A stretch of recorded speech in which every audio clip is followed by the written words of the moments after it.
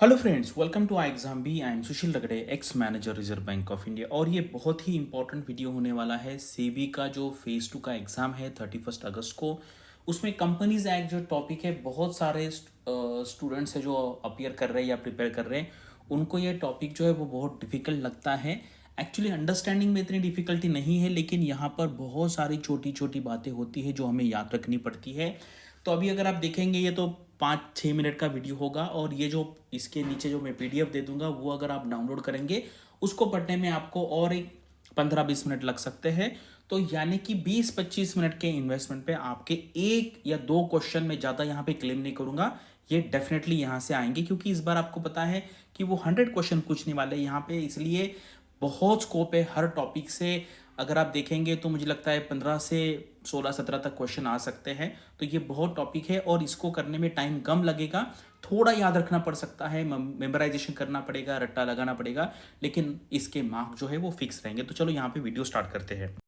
तो अगर आप यहाँ पे देखेंगे तो हमारे पास 90 मिनट्स है और हमें 100 क्वेश्चन यहाँ पे सॉल्व करने, यानी कि टॉपिक्स में बहुत स्कोप है हर एरिया में क्वेश्चन पूछने का। तो ये देखो, ये है हमारा कंपनीज एक्ट का जो सिलेबस है। यहाँ पे इन्हें चैप्टर क्लियर कट मेंशन किया है, 3, 4, 8, 10, 11, 12, 27। और पहले एक दो टॉपिक है जहाँ पे डेफिनेशन और बेसिक है, वो भी आपको वहाँ पे पढ़ना पड़ेगा, वो आपको स्किप नहीं करना है। और मैं आज के लिए आपके लिए एक समरी लाया हूँ, वो अगर आप पढ़ेंगे तो कम टाइम में ज़्यादा आपको यहाँ पे मार्क्स मिल सकते हैं। यानी कि इसकी जो क्या कहते हैं, यील्ड, जो हाई यील्ड मटेरियल आपने देखा होगा कि एग्रीकल्चर में आपने पढ़ा होगा, HY, high yielding varieties, correct, HYV करके वैरायटीज़ होता है। तो वो जो है उसी तरीके से ये लाया हूँ मैं आपके लिए, कम टाइम में यहाँ पे आउटपुट ज़्यादा मिलेगा।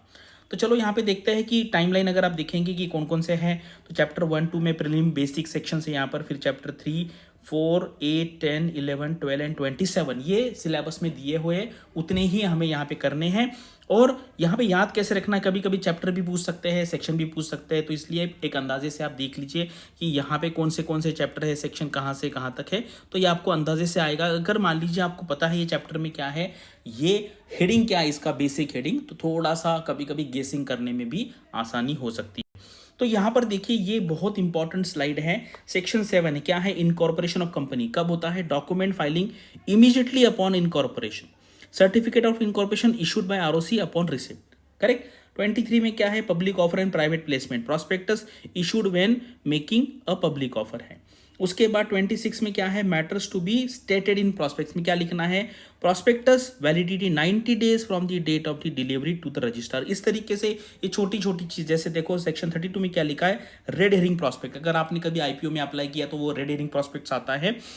Filing with ROC at least 3 days before the issue opens, तो ये एग्जाम में आता है, at least 3 days, 1 day, 5 day, 7 day, 30 day, ऐसे स्टैंडर्ड डेज होते हैं, वो आपको यहाँ पे याद रखना है। तो इस तरीके से आप इसको गो थ्रू कीजिए, और थोड़ा सा आपको अच्छे तरीके से पढ़ना पड़ेगा, क्योंकि थोड़ी माइन्यूट लेवल पे आपको यहाँ पे नोट डाउन करना पड़ेगा, ठीक है। इसी तरीके से सारा दिया है, यहाँ पे कोई ज़्यादा एक्सप्लेनेशन की बात है नहीं, छोटी छोटी चीज़ें, जैसे अगर आप सेक्शन 421 है, appeal from the orders tribunal, filing an appeal within 45 days of the receiving the order, additional extension for appeal filing up to an additional 45 days if justified, correct. ये 45 days, 30 days, 15 days, 7 days, 7 year, इस तरीके से काफ़ी सारी चीज़ें हैं। और इस बार आपको पता है ज़्यादा क्वेश्चन है, यानी कि यहाँ पे आपको ज़्यादा रीडिंग करना पड़ेगा, ठीक है। तो ये है, और ये अगर आप देखेंगे तो ये कॉम्प्रिहेंसिव कंप्लायंस डेडलाइन टाइमलाइन है, क्योंकि डेडलाइन एग्जाम में आती ही आती है, इसलिए मैंने कहा कि यहाँ से ये वीडियो का जो कंटेंट है, ये पीडीएफ का कंटेंट है, आपको यहाँ से डेफिनेटली 1 से 2 क्वेश्चन यहाँ पर देखने को मिलेंगे। और ये यहाँ पे पूरा दिया है, अगर आपको यहाँ पे पढ़ने में दिक्कत आ रही है तो मैंने एक नीचे पीडीएफ इसकी फाइल दी है, वहाँ से अगर आप देखेंगे तो सारा पढ़ना है आपको। देखो यहाँ पे थोड़ा सा टाइम दे दो, मुझे लगता है 35 to 40 मिनट्स, ज़्यादा उससे ज़्यादा नहीं, लेकिन आपके 1-2 जो क्वेश्चन हैं यहाँ से मुझे डेफिनेटली लगता है एग्जाम में आ सकते हैं। आपने प्रतीक सर के वीडियो देखे होंगे, फेज़ 1 के पहले बहुत अच्छी सीरीज उन्होंने मतलब क्वेश्चंस की थी। अगर आपने नहीं देखा है तो आपको देख लेना है। अगर आपने अब तक कोई कोर्स ज्वाइन नहीं किया तो अभी हमने प्राइस बहुत कम किया है, आप यहाँ से ले सकते हैं।